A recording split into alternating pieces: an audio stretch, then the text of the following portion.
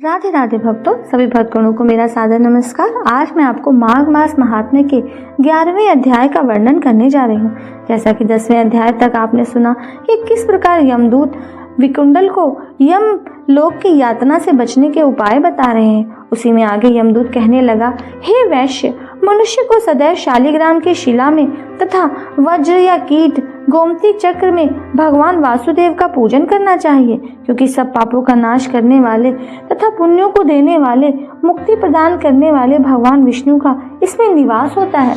जो मनुष्य शालिग्राम की शिला या हरि चक्र में पूजन करता है वह अनेक मंत्रों का फल प्राप्त कर लेता है।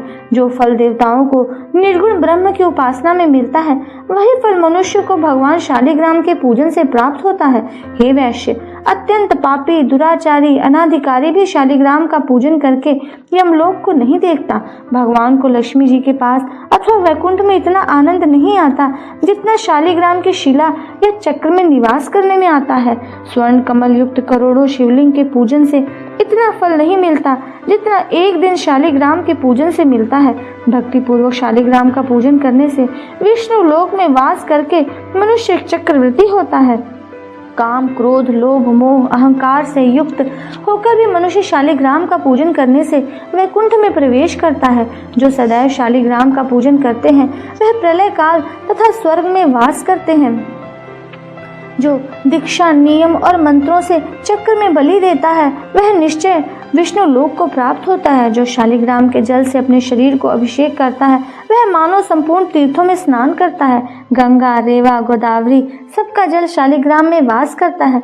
जो मनुष्य शालिग्राम के शिला के सन्मुख अपने पितरों का श्राद्ध करता है उसके पितर कई कल्प तक स्वर्ग में वास करते हैं। जो लोग नित्य शालिग्राम की शिला का जल पीते हैं उनको हजारों हजारों बार पंचगव्य पीने से क्या प्रयोजन।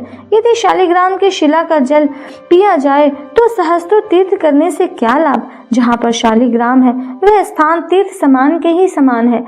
वहां पर किए गए संपूर्ण दान, होम करोड़ों गुना फल को प्राप्त होता है।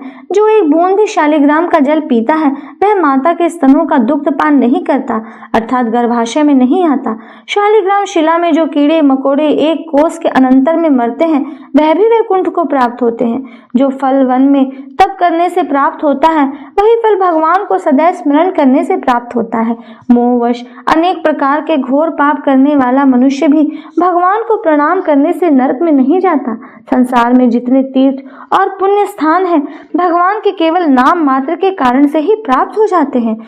श्री कृष्ण गोविंद हरे मुरारी, हे नाथ नारायण वासुदेवा। श्री कृष्ण गोविंद हरे मुरारी, हे नाथ नारायण वासुदेवा।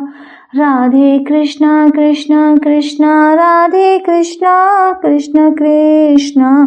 पितुमात स्वामी सखा हमारे, पितुमात स्वामी सखा हमारे। हे नाथ नारायण वासुदेवा। राधे कृष्णा कृष्णा कृष्ण।